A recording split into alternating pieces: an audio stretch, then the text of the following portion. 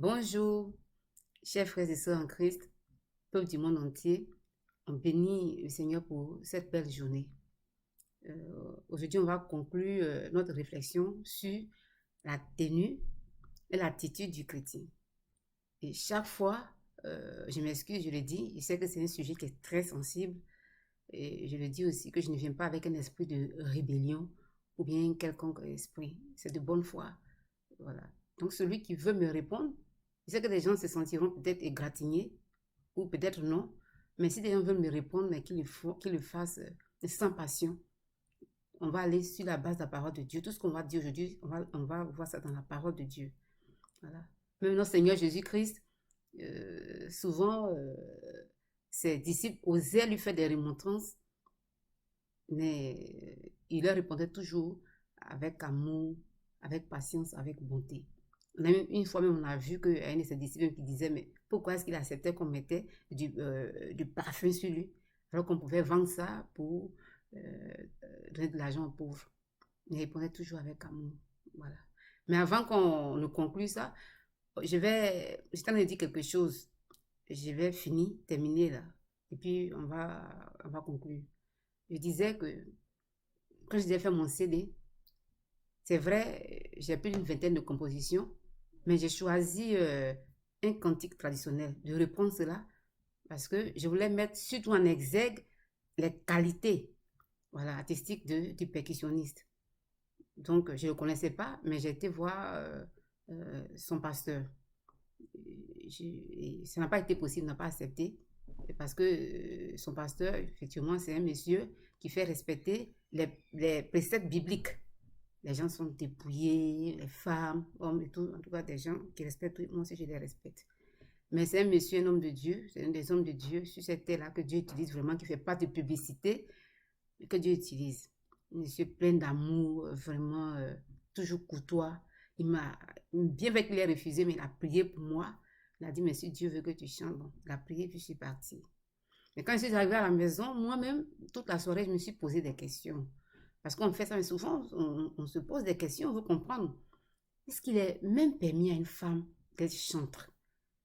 Parce que justement, dans l'église de ce grand homme de Dieu-là, je n'ai jamais vu les femmes aller s'arrêter sur l'autel et chanter auprès de leurs frères en Christ. Bon, les femmes sont d'un côté, ils sont de l'autre côté.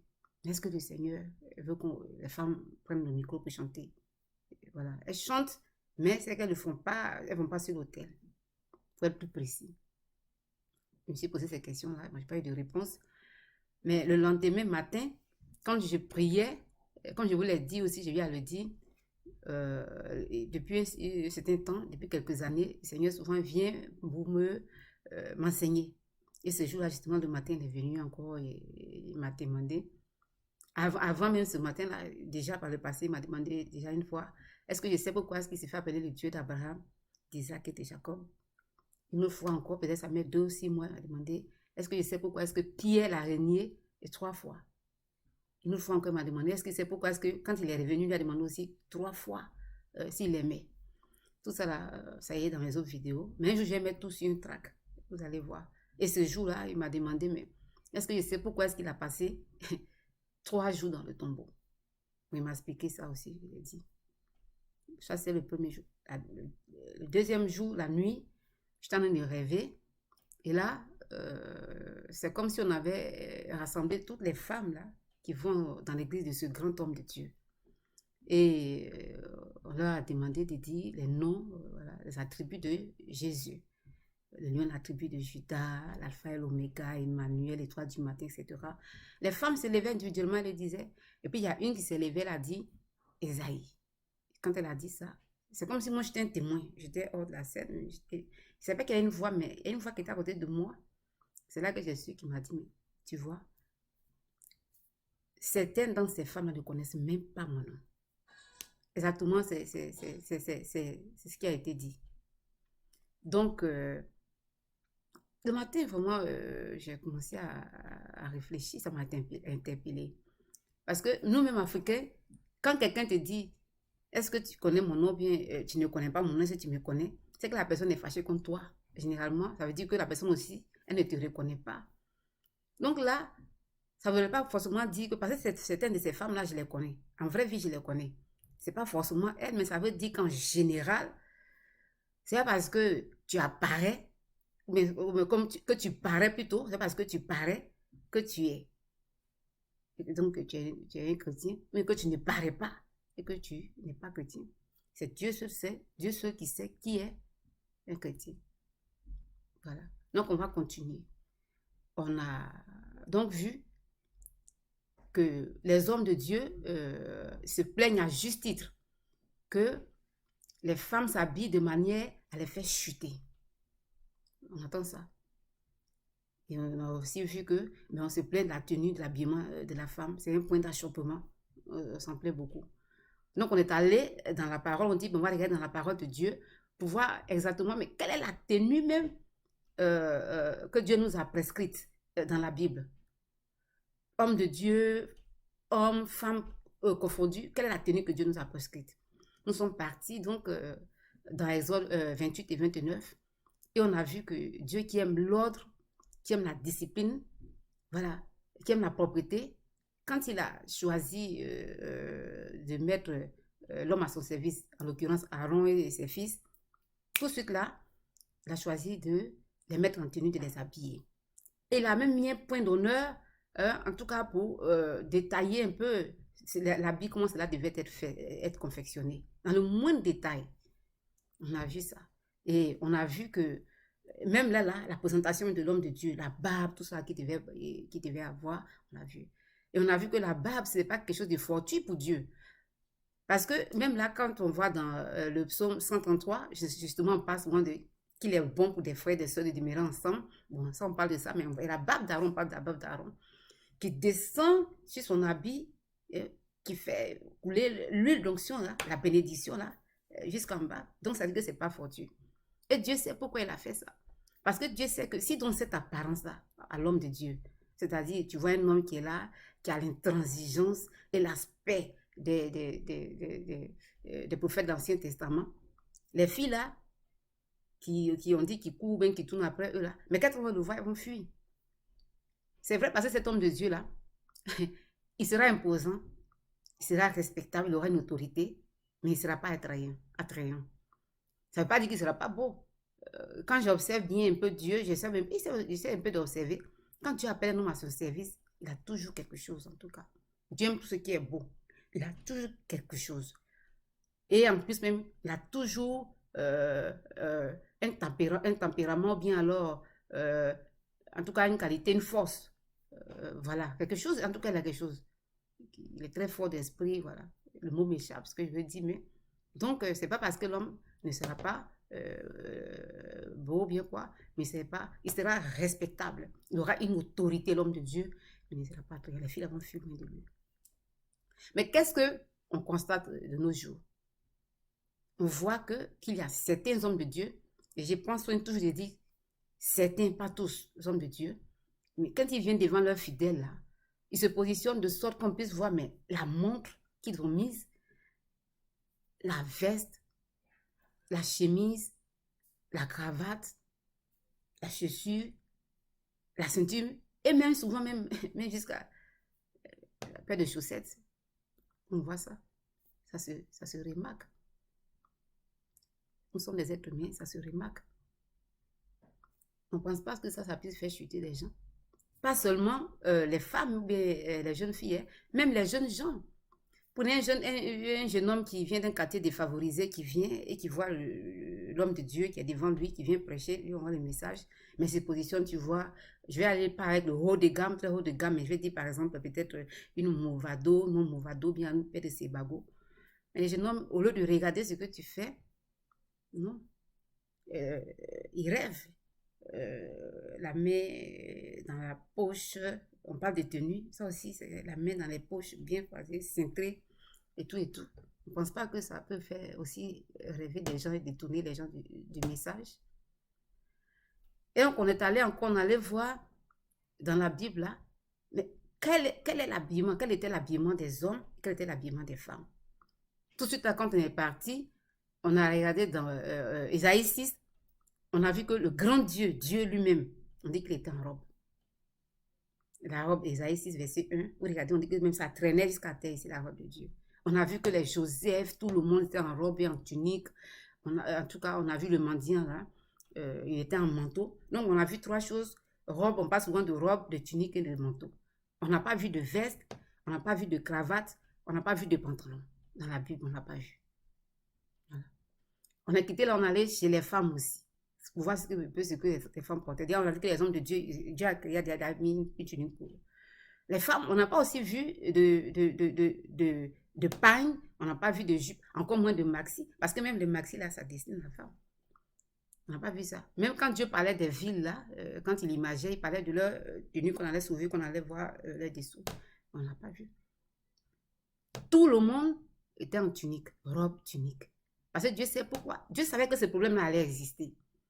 Donc, il a déjà tout balisé.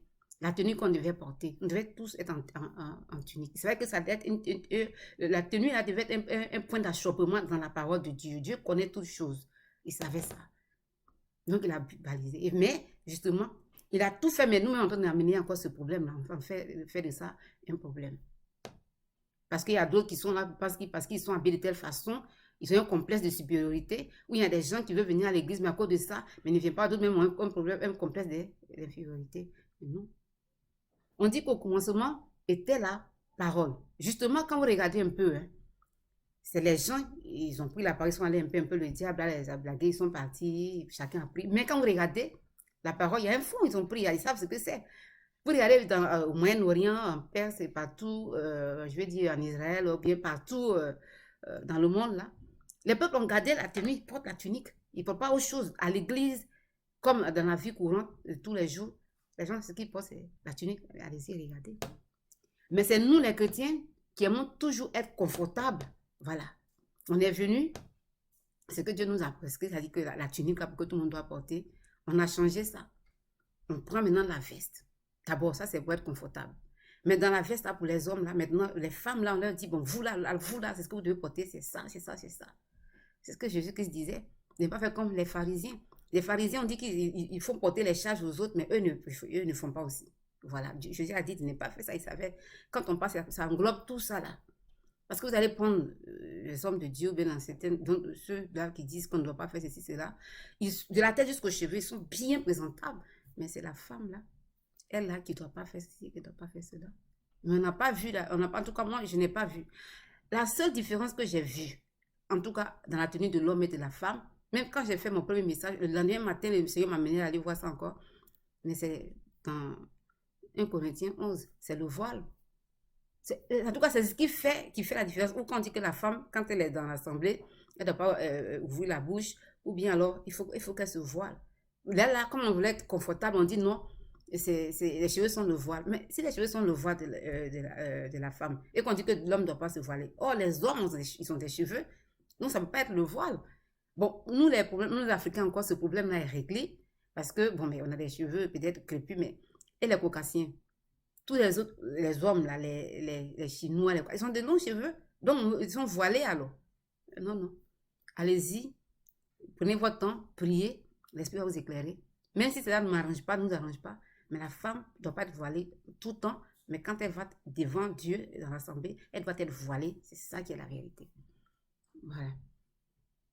Et tout le monde devait être en tunique. C'est pas seulement les femmes. Parce que Dieu sait que ça pourrait nous préserver justement de beaucoup de choses. On ne voit pas la forme, l'homme de Dieu, tout et tout. On voit rien. Même Jésus-Christ. Regardez un peu dans le psaume 22.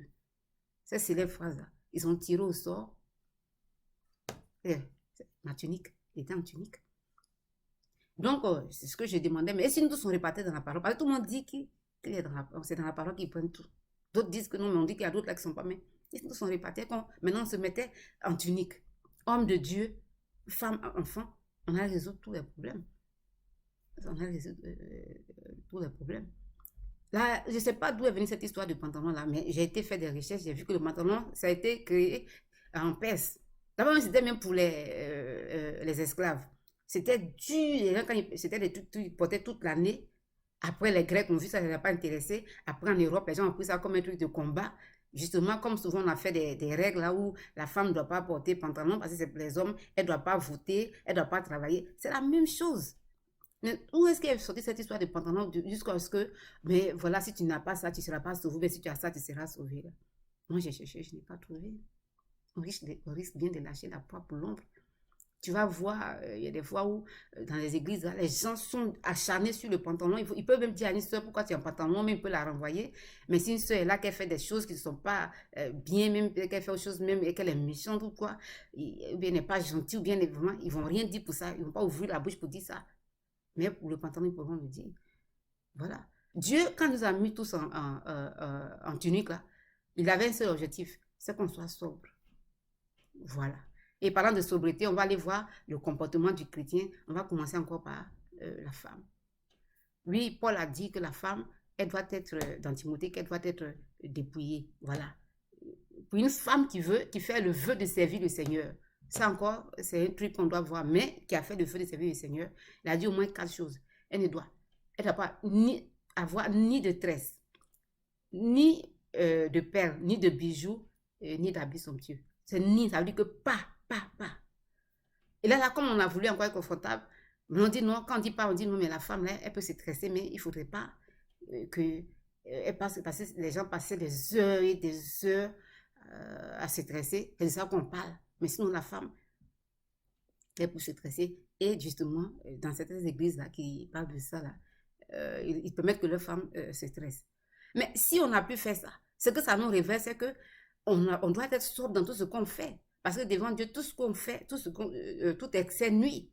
Donc, si une femme, on lui a dit ni, pas de tresse, et qu'elle peut le faire, mais en étant modérée, ça veut dire qu'une femme peut mettre au moins un petit bijou, en étant modérée, un petit bracelet, un petit, je ne sais pas quoi, en étant modérée. Mais pourquoi est-ce que, alors si une femme met un petit bijou, alors là, elle a commis un crime. Voyez-vous vous-même. Et justement, Paul, quand il parle de la femme qui doit se dépouiller là, il avance, il ne s'arrête pas là. Mais les gens ne sont pas mettre l'accent sur ce côté-là. Et là où il dit qu'une fois que tu t'es dépouillé, alors il faut faire de bonnes œuvres. Il faut laver les pieds des saints.